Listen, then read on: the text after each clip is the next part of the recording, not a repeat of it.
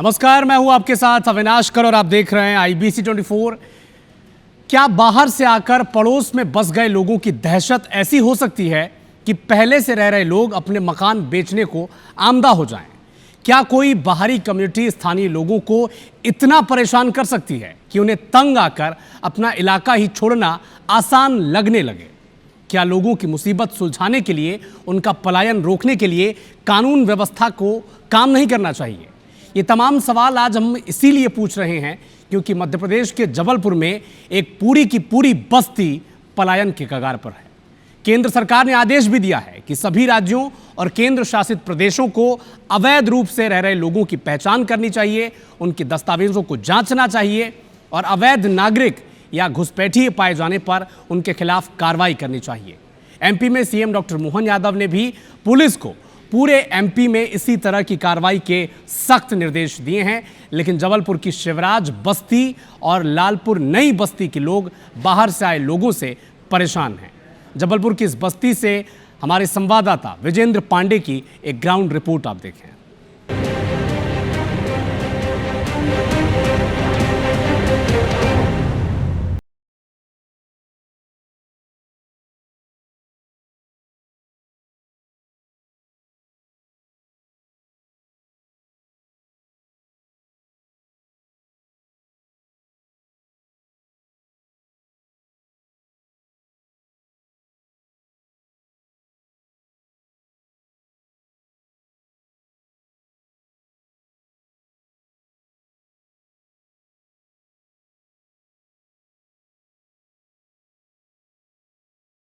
शिवराज बस्ती में हूँ और ये इलाका यूँ तो काफ़ी पुराना है। लोग कई समय से, लंबे समय से यहाँ रहा करते हैं, लेकिन कुछ बसाहट यहाँ पर नहीं हुई है। जिस तरह से आप देखेंगे कि एक प्लॉट है और इस पर इस तरह से झोपड़ियाँ बनाई गई हैं। इस तरह के कई अस्थायी निर्माण किए गए हैं जिस पर बाहरी लोग रहते हैं, वो जबलपुर के मूल निवासी नहीं है।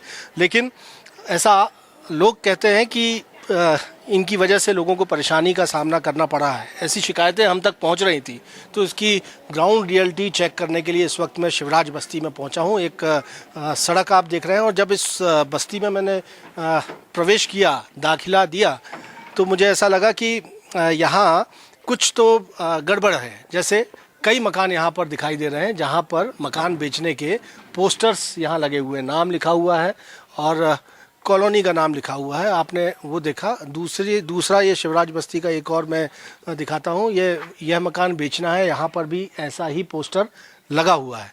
इसकी वजह क्या है हम जानने की कोशिश करेंगे, लेकिन अपने आप में हैरानी में डालने वाली ये बात है कि आखिर यहाँ हर दूसरे मकान के आगे इस तरह के पोस्टर्स कैसे लगे हुए हैं।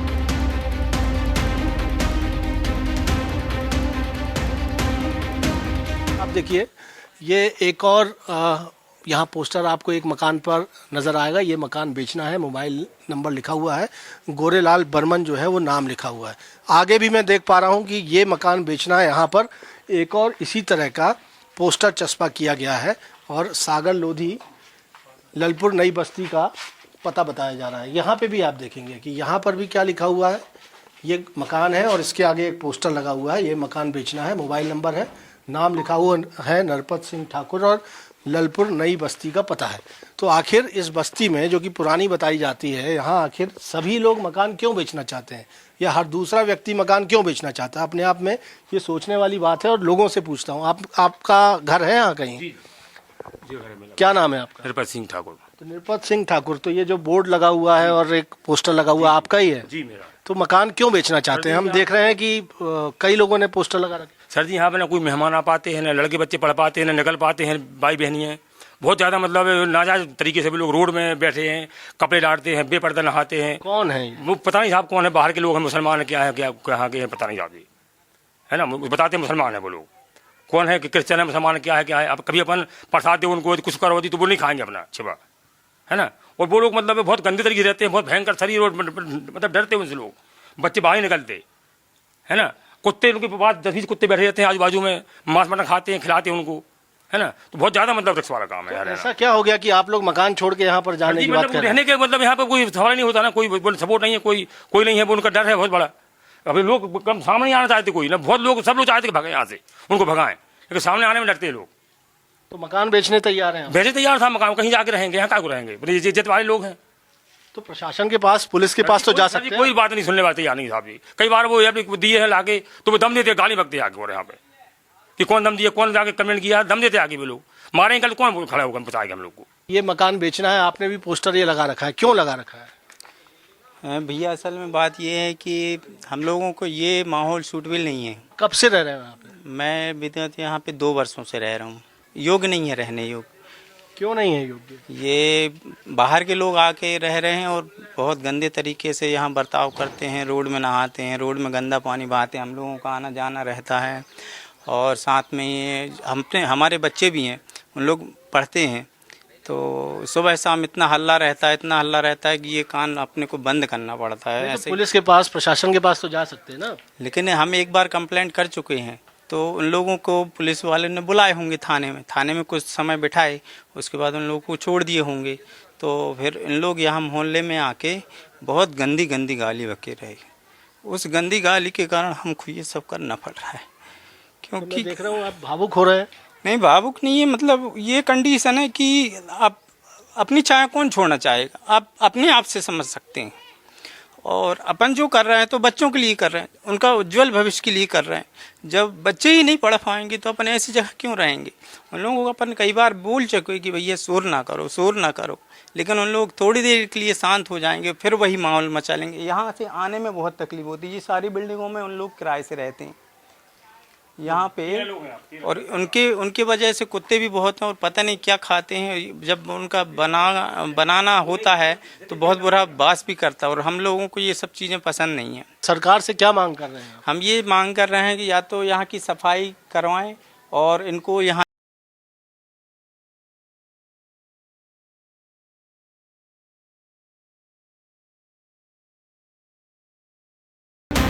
खैर, आगे जाके हम और प्रयास करते हैं जानने की कि दरअसल क्या स्थिति है, आखिर ऐसा क्या हो गया है कि यहाँ पर इस ललपुर, नई बस्ती और शिवराज बस्ती के लोग अपना घर बेचने के लिए आमादा हैं। हमारे रिपोर्टर ने महिलाओं से बात की और हिंदूवादी संगठन के लोगों से भी बात की। आइए सुनते हैं उन्होंने क्या कहा। इतना परेशान है कि अपने मकान बेचकर यहाँ से जाने को तैयार हैं, लेकिन मुझे इस बस्ती में कुछ लोगों की भीड़ भी दिख रही है और मुझे कुछ हिंदूवादी संगठन भी यहाँ पर दिख रहे हैं। उनसे भी हम बातचीत करेंगे। आखिर क्या स्थिति, आप लोग कैसे यहाँ पर पहुँचे? मेरे को जानकारी मिली थी कि इस क्षेत्र पे कुछ बाहरी बांग्लादेशी और रोहिंग्या मुसलमानों का आना जाना बहुत है। हमको कम से कम 15 से 20 दिन से शिकायतें मिल रही थी कि बहुत गंदगी करते हैं। जब भी यहाँ सत्संग का कार्यक्रम होता, पूजा पाठ के लिए होते, शाम को अपशब्दों का प्रयोग करते हैं। अन्यथा मादक पदार्थों का सेवन करके उसकी जो बची हुई हड्डियाँ रहती वो दूसरों के घरों में फेंकते हैं। यहाँ पे लोग शराब पीते हैं, गालियाँ बकते हैं, रात भर जुआ खेलते हैं, लोग, महिलाएं त्रस्त हैं उससे। तो इसका निराकरण करना चाहिए कि एक चौकी बनना चाहिए यहाँ पुलिस की।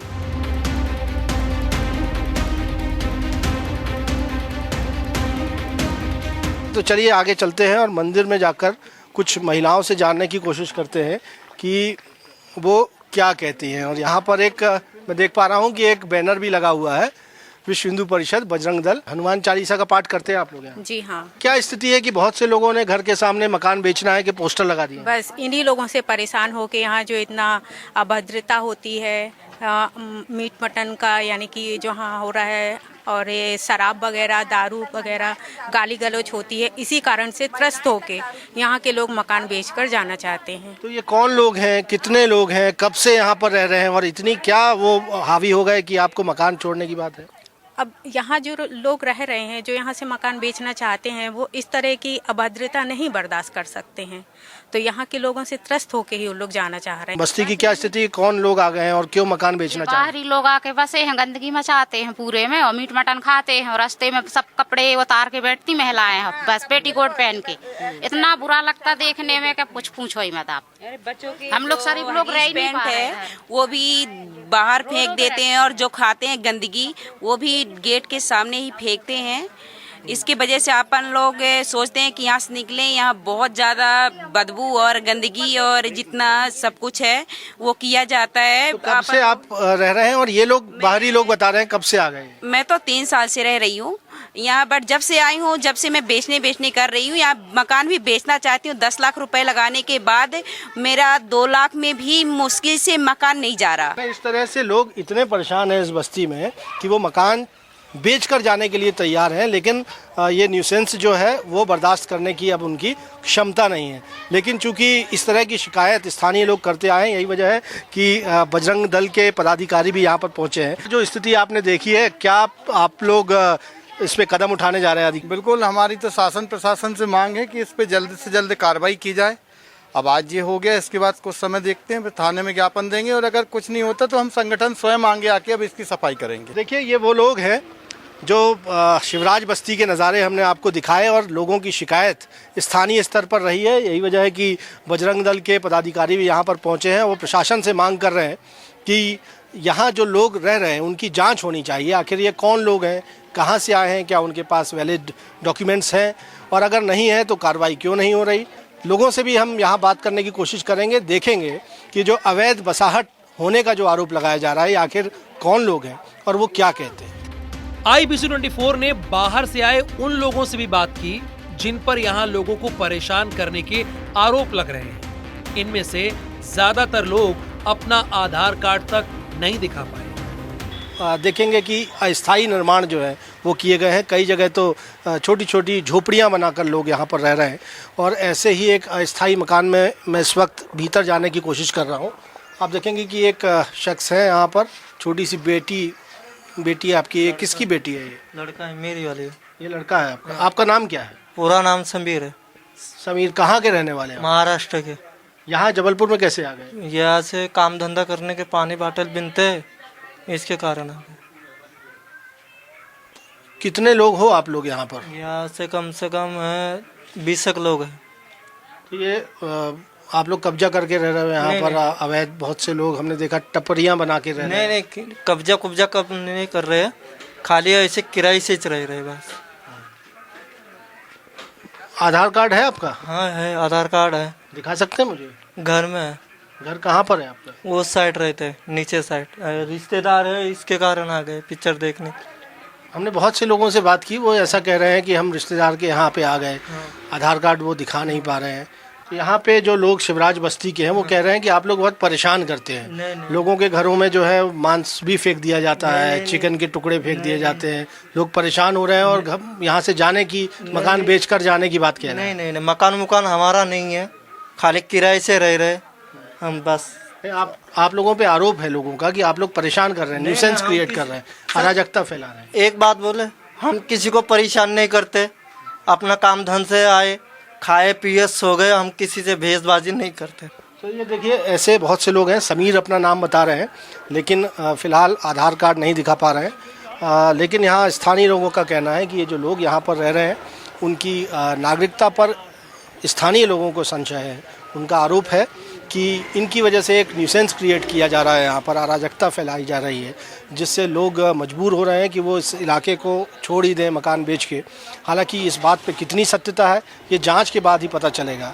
और इनकी राष्ट्रीयता की जांच अगर की जाती है, इनके डॉक्यूमेंट्स की जांच की जाती है। तकरीबन 200 लोग हैं जो यहाँ पर रह रहे हैं और लोगों का ऐसा कहना है कि उनकी वजह से यहाँ न्यूसेंस क्रिएट हो रहा है। लेकिन पुलिस की जाँच, प्रशासन की जाँच के बाद स्पष्ट हो पाएगा कि वस्तु स्थिति इस पूरे मामले पर कैसी है। हमारी टीम इस पूरे मामले पर पुलिस से भी बात की।